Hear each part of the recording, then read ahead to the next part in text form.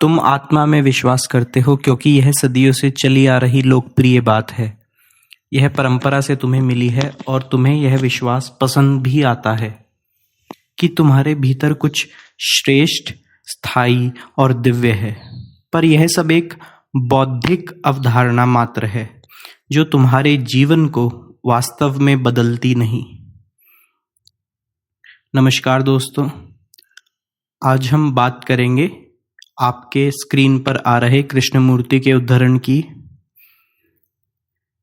कृष्णमूर्ति आत्मा को एक तरह से लोकप्रिय विश्वास कहते हैं। उनके अनुसार यह लोकप्रिय विश्वास हमारे ऊपर एक तरह से परंपरा का बोझ है। हम आत्मा में इसलिए विश्वास करते हैं क्योंकि धर्म ग्रंथों ने कहा है, लेकिन यह बात तो हमारी उन धर्म ग्रंथों के अनुकरण मात्र पर टिकी है। कृष्णमूर्ति के अनुसार अनुकरण करना भय का मूल है। किसी चीज को भी ब्लाइंडली फॉलो करना भय का मूल है, क्योंकि अगर हमें सच में यह पता होता, हमें सच में अगर आत्मा का स्वाद होता, तो क्या हमारे अंदर जरा सा भी डर होता? पर हम डरते हैं स्वर्ग से, नरक से, और यह डर हमारे रोजमर्रा के जीवन में भी हमें दिखता है। लेकिन अगर हमको आत्मा का स्वाद सच ही में मिला होता तो हम किसी से क्यों डरते? फिर कौन हमें मार सकता है अगर आत्मा अमर है? तो सारे डर हमारे शून्य हो गए होते अगर हमें आत्मा का पता होता। लेकिन हमें कुछ पता नहीं है और इसीलिए हम आत्मा है ऐसा अपने आप से और दूसरों से दोहराते रहते हैं। हमारे अंदर डर, लालच, भय ऐसे ही बना हुआ है। जिसको पता है कि आत्मा है और आत्मा अमर है, फिर वो भला कोई भी लालच क्यों करेगा?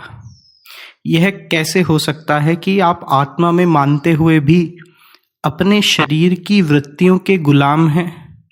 यह ऐसे ही हो सकता है कि आप बाहर से तो आत्मा में मानते हो, लेकिन अंदर से आप खुद भी ये जानते हो कि मेरा आत्मा में मानना सिर्फ अपने पूर्वजों और उनके शास्त्रों का अनुकरण है, वरना आत्मा का कुछ आपको पता नहीं।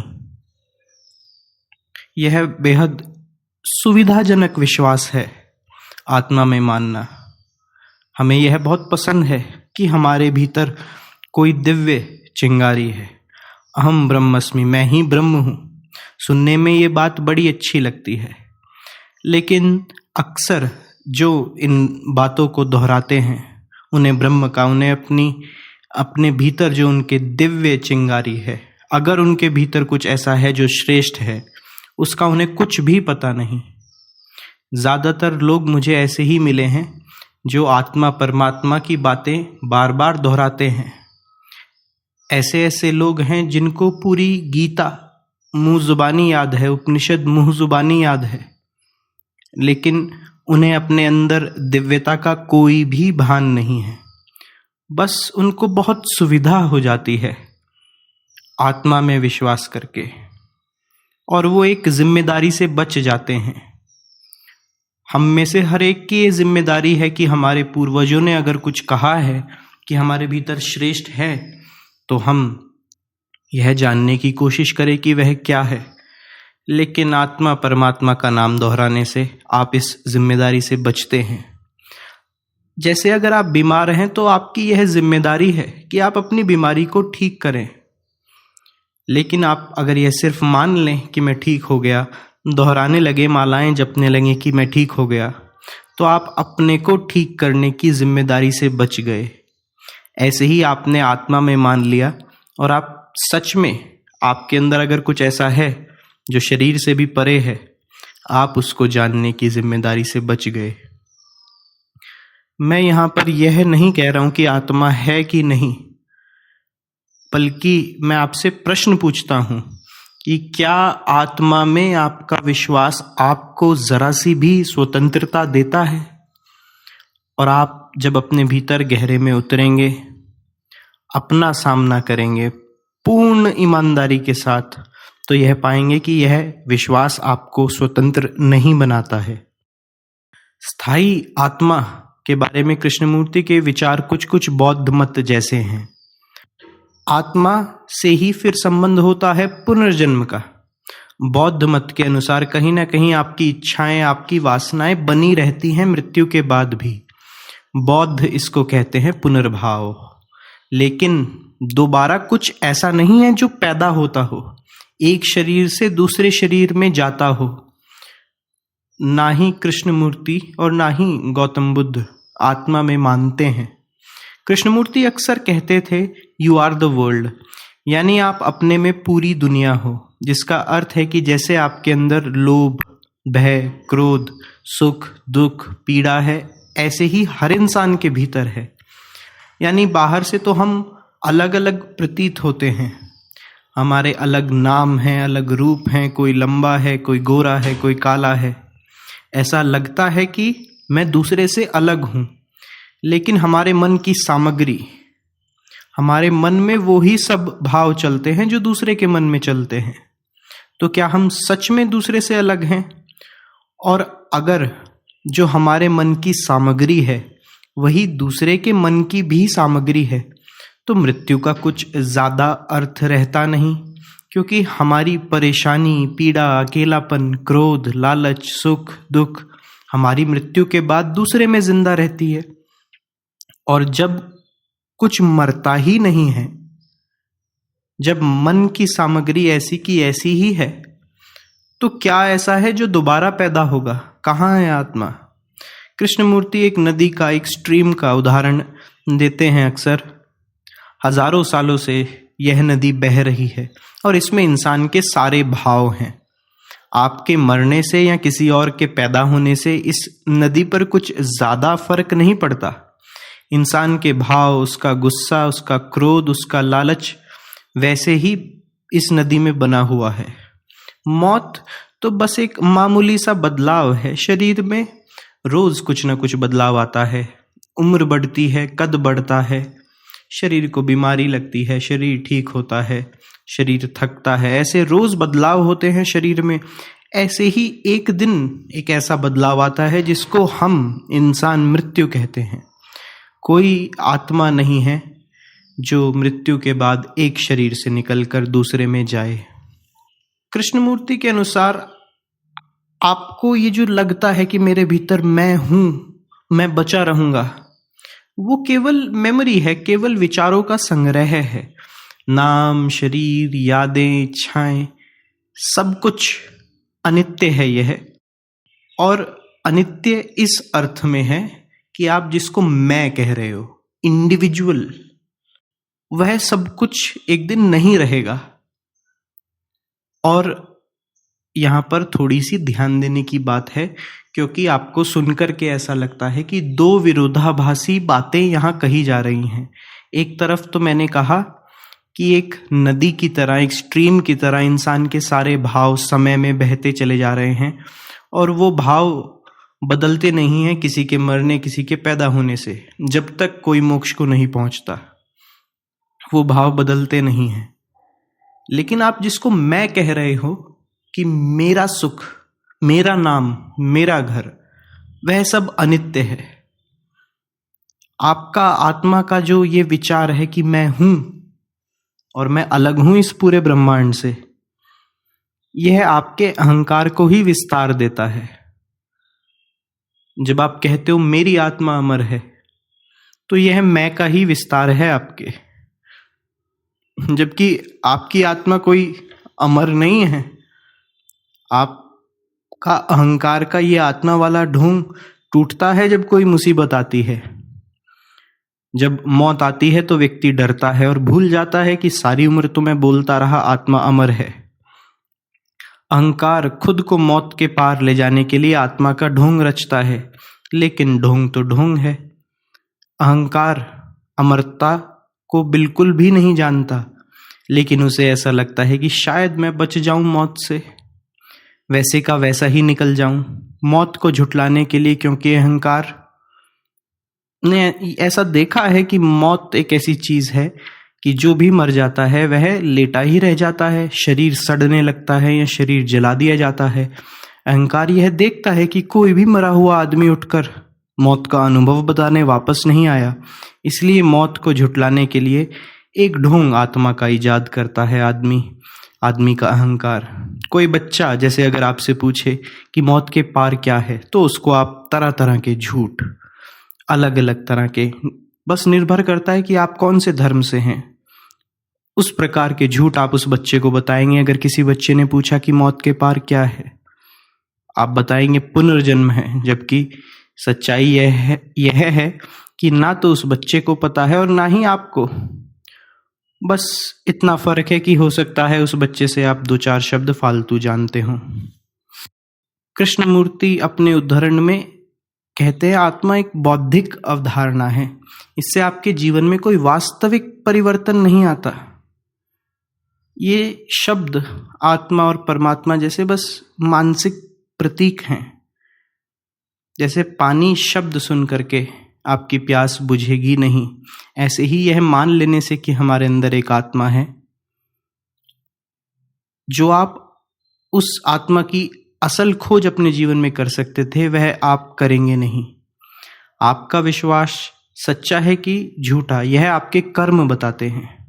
बोलने को तो कोई इंसान कुछ भी बोल सकता है, लेकिन अगर किसी इंसान के बारे में सच में जानना हो, यह सच में जानना हो कि वह इंसान किस चीज पर विश्वास करता है, तो आप उसके कर्म देखिए। और अगर आप अपने और अपने आसपास ज्यादातर लोगों के कर्म देखेंगे, भले ही वो लोग बोलते हों आत्मा अमर है, यह है वो है, लेकिन आप पाएंगे कि उनके कर्मों से पता चलता है कि वह शरीर ही को आखिरी मानते हैं। अगर आत्मा सच में है तो जैसे मैंने पहले कहा, मृत्यु का भय खत्म हो जाना चाहिए। अगर आप सच में जानते हैं कि आत्मा है, शरीर से मोह खत्म हो जाना चाहिए। आपके कर्मों से तो लेकिन ऐसा नहीं दिखता, आपके कर्मों से दिखता है कि शरीर ही है जो कुछ है। शायद इसलिए आप आत्मा की एक परिकल्पना करते हैं कि आपके अहंकार को उससे पोषण मिलता है, तृप्ति मिलती है। तरह तरह के कर्म कांड हैं, मंदिर जाना, पूजा करना, आत्मा की बातें करना, पर आपका क्रोध, लालच, हिंसा आपके कर्मों में ज्यों की त्यों है। यह कैसे हो सकता है कि किसी को आत्मा का पता चल जाए और वो गुस्सा करे? गुस्सा किस बात का? कोई आपको मार नहीं सकता, आप तो अमर आत्मा हैं, तो लालच किस बात का, हिंसा किस बात की? सच्चाई यह है कि आप सिर्फ मन में अपनी बुद्धि से आत्मा की परिकल्पना करते हैं, और इस कल्पना से आपके जीवन में एक भी बदलाव आता नहीं है। मिठाई सुनकर जीभ पर मिठास नहीं घुलती, वैसे ही आत्मा शब्द आपके लिए बहुत खोखला है, इसका कोई वास्तविक अनुभव नहीं है आपको। परमात्मा, मोक्ष, ऐसे शब्दों से हम भावनात्मक एक सुरक्षा ढूंढते हैं कि मैं बचा रह जाऊं, मौत के पार भी बचा रह जाऊं, पर यह केवल विचार की सजनाएं हैं। अहंकार ही आपको बचाने के लिए यह ढोंग रचता है आत्मा और परमात्मा का, और आपको यह बात समझनी होगी। क्योंकि जो एक बार यह स्वीकार कर लेता है कि मैं नहीं जानता, मुझे कुछ भी पता नहीं है, वह व्यक्ति ही अपनी प्यास से, अपने पूरे प्राणों की प्यास से, अपनी पूरी जिज्ञासा से फिर एक खोज में निकल सकता है। आपके अंदर आपकी आत्मा का विश्वास आपके भय को, ईर्ष्या को और हिंसा को छू नहीं पाता, बस आपको एक तरह से सुरक्षा देता है कि मैं भी धार्मिक हो गया, मैं शायद मौत से बच जाऊं, मैं शायद स्वर्ग चला जाऊं। आप अपने, कृष्णमूर्ति अक्सर कहते हैं कि आपको अपने दैनिक जीवन का विश्लेषण करना चाहिए। रोज सुबह पूजा पाठ करते हैं, मंदिर मस्जिद जाते हैं, आत्मा अमर है का जाप करते हैं, लेकिन वही दोपहर तक ऑफिस में ईर्ष्या, दूसरों से, बच्चों पर चिल्लाना, पड़ोसी से जलन। यह समझना होगा कि विश्वास और कर्म के बीच का विभाजन ही तो झूठ होता है, और जब आप इस बात को समझ लेंगे, शायद इस वीडियो में यह सबसे महत्वपूर्ण बात है कि आपका विश्वास और आपका कर्म अगर अलग अलग है तो आपके विश्वास का कोई मूल्य नहीं है, क्योंकि आपकी सच्चाई आपका कर्म बताता है। इसको ऐसे भी समझ सकते हैं कि अगर कोई कुछ बोलता है और उससे उलट कर्म करता है तो उस इंसान के बोलने पर विश्वास मत कीजिए, उसके कर्म पर विश्वास करिए। किसी इंसान के बोलने और करने में जो फर्क है उसको झूठ कहते हैं। किसी इंसान के विश्वास और कर्म में जो भेद है उसको झूठ कहते हैं। अगर आप मानते किसी और चीज में हैं और करते उससे बिल्कुल कुछ उलट हैं तो इससे बड़ा कोई सबूत नहीं कि आप एक झूठा जीवन जी रहे हैं। आपका सारा विश्वास भगवान, आत्मा, परमात्मा में झूठा है, जिसकी गवाही आपके कर्म देते हैं। सच आत्मा उसके लिए है जो ऐसा जीवन जीता है जिसके विश्वास में, कर्म में और शब्दों में कोई अंतर ना हो। अगर आत्मा जैसी, मैं एक और प्रश्न पूछता हूं कि अगर आत्मा जैसी शाश्वत वस्तु है तो आपका व्यवहार क्षणभंगुर विकारों से क्यों संचालित होता है? पूछिए जरा अपने आप से, उन लोगों से जो आत्मा परमात्मा का जाप करते रहते हैं, जिन्होंने पूरे ढोंग रचे हुए हैं, लेकिन वो भी अपने शरीर के विकारों से संचालित हो रहे हैं। और आत्मा की यह जो अवधारणा है यह परिवर्तन कभी ला नहीं सकती, क्योंकि कृष्णमूर्ति के अनुसार विचार अतीत की उपज है, वह नए को जन्म नहीं दे सकता। वह अतीत के ज्ञान पर खड़ा है। विचार बुद्धि की सीमा में कैद है। वह वास्तविकता को, कुछ नए को, ताजे को जान नहीं सकता, सिर्फ उसका वर्णन कर सकता है। जैसे आपको एक नक्शा दे दिया जाए और उस नक्शे पर आप खड़े हो जाएं, आप खड़े हो गए अमेरिका के नक्शे पर, तो वहां आप पहुंच नहीं जाते अमेरिका, आप तो बस एक नक्शे पे खड़े हैं। ऐसे ही महान कुछ लोगों ने, हमारे पूर्वजों ने हमको नक्शे देने की कोशिश की, लेकिन उन नक्शों पर खड़े होकर हम सोचते हैं हम तो पहुंच गए,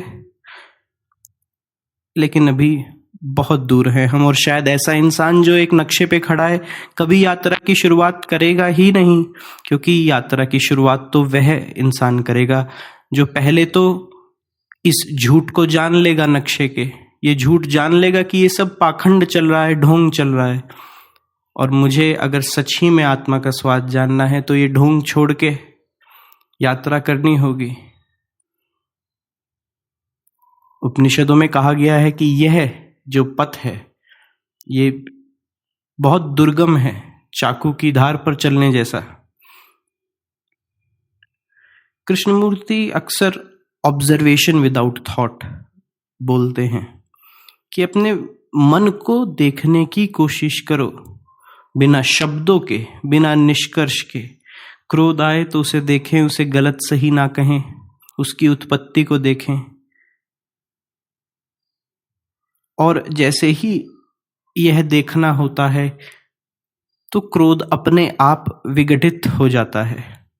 जब आप अपने पूरे प्राणों की प्यास के साथ, पूरी जिज्ञासा के साथ सिर्फ ध्यान देंगे कि मन और शरीर में क्या चल रहा है, तब एक रूपांतरण संभव है। क्योंकि यह कोई विश्वास आधारित निष्कर्ष नहीं है कि मैं देखूंगा, बल्कि प्रत्यक्ष अनुभव है। जैसे शीशा अगर टूटा हुआ है, उसको देखने के लिए शीशा टूटा है ऐसे कहने की जरूरत नहीं पड़ती, सिर्फ वो देख लिया जाता है। मैं आपसे आखिर में कुछ प्रश्न, कुछ बातें कहना चाहता हूं कि अपने जीवन में आप ढूंढिए, क्या आत्मा परमात्मा में विश्वास से आपकी एक भी प्रवृत्ति बदली? क्या आप कम भयभीत हुए? क्या आपका अहंकार विलुप्त हुआ, या सब पहले जैसा ही है? सिर्फ एक डिवाइन लेबल, एक दिव्य लेबल लग गया है। आप आत्मा की खोज अगर करना चाहते हैं तो अपने वर्तमान मन के साक्षी बनिए। आपका विश्वास आत्मा परमात्मा पुनर्जन्म में आपको सिर्फ नींद में डालता है, लेकिन अपने विश्वास का अवलोकन आपको जगाता है। जागो, देखो और बदलाव अपने आप होगा। नमस्कार।